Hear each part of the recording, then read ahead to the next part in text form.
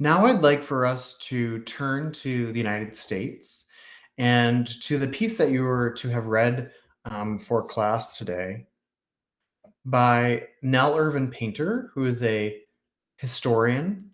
So it's interesting, we're actually reading a piece written by a historian and not by an anthropologist. But I think it's important for us as anthropologists to do that sort of work so that we can understand how, in this case, racial categories, ideas about race change over time. So not only do they vary from one culture to another, as in Brazil to the United States, but even within a culture, as in within the United States, our ideas about race have changed over time. So, as you know, in this reading, which is a part of a larger book project, Nell Irvin Painter's book, The History of White People, tells the story of how white identity has shifted over the course of American history.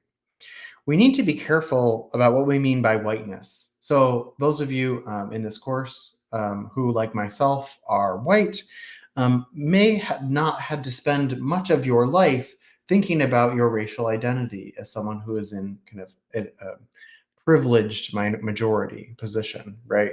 Um, but it is not a natural or fixed racial category, just like any other racial category or identity.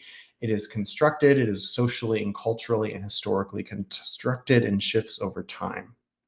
As Painter describes it, the definition of whiteness, or those who may identify as white, widens throughout the course of American history, or more specifically, there are particular hierarchies amongst those who live with white privilege, but those um, those distinctions over time slowly disappear.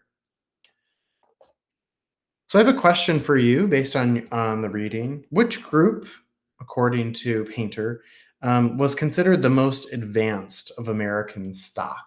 What portion or what subpopulation of the American population was considered to be the most advanced? And of course, I'm using this in quotes because we now know this is, no racial category is more advanced than another. But what were the ideas at that time? Those racial ideas, right? These were Anglo-Saxons, WASPs, white Anglo-Saxon, and Protestant.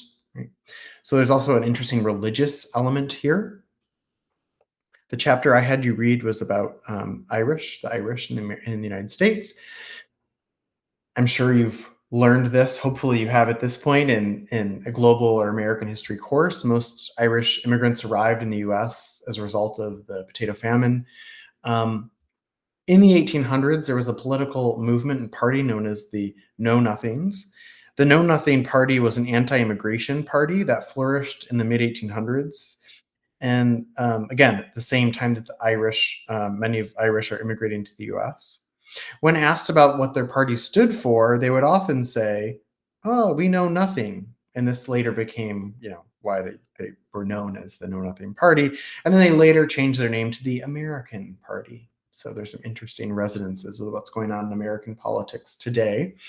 Foreign immigrants were understood to be a threat to American society and values. And again, the ideal American was understood to be white, Anglo-Saxon, and Protestant.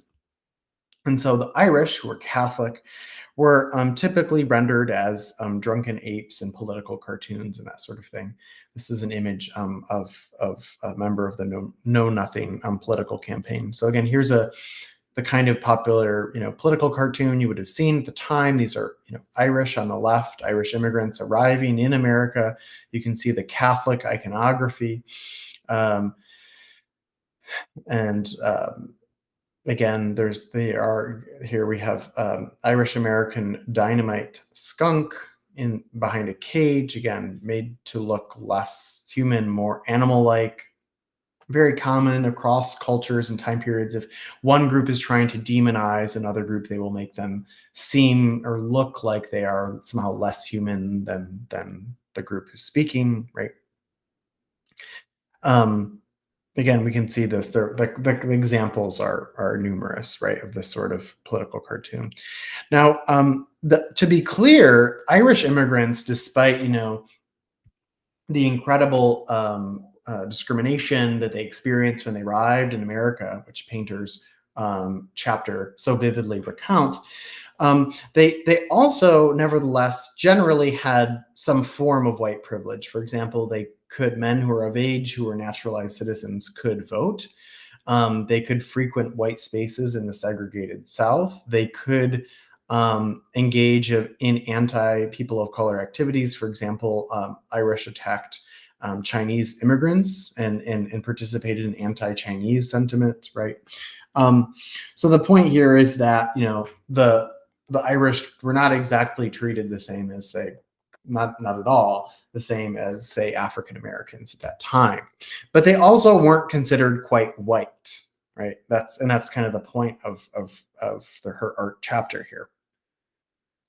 Some of you may have heard of the myth of Irish slavery, this idea that gets touted around Irish slavery, that the Irish in America, had an experience that was just as bad as enslaved people. But of course, this is not the case, right? They were highly discriminated against through employment discrimination, etc.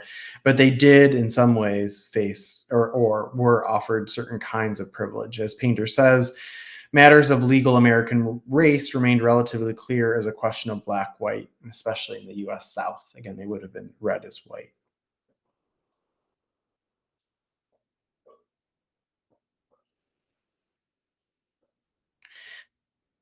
So as Painter describes in her chapter, right, in terms of like culturally United States at that time, who gets to count as white was actually not that clear. And the point is that Irish and Southern Europeans, for example, would not have been considered white enough, right, to be like true white. So you can think of this as being a kind of social hierarchy, right?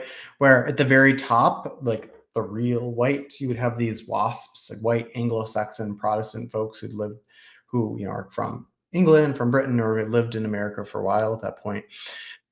And as you go down, right, we go to like the Eastern and Southern Europeans and the Irish, or interesting example also is of Jewish ethnicity, particularly secular Jews who later moved to the United States and stopped being acting as practicing Jews, might have changed their name, and some of them are implicitly read and sometimes folded into various categories of whiteness. Okay. So next up, I would like for us to discuss this Guardian article. It's an article from the Guardian. You can find a link to it on our Scholar page. I'd like you to read the article, and I'd like you to write down, and this you will submit this, write down 2 reactions to the article. For example, did something in the piece surprise you? Okay, I won't be calling on you because this is not a live class, but I will be looking up your response on Scholar. Specifically, I'd like for you to connect it to things that I've talked about in lecture. For example, the one drop rule, or limits to race as identity and the role of white privilege. So connect it to ideas of one drop rule, changing ideas of race in American culture. Okay, so go ahead and pause this video, read the article. There's also a video clip that accompanies the article that I will also drop in the comment box as well. And then please submit your response on Scholar. And once you've completed that, there is one final lecture portion to today's class. Thanks.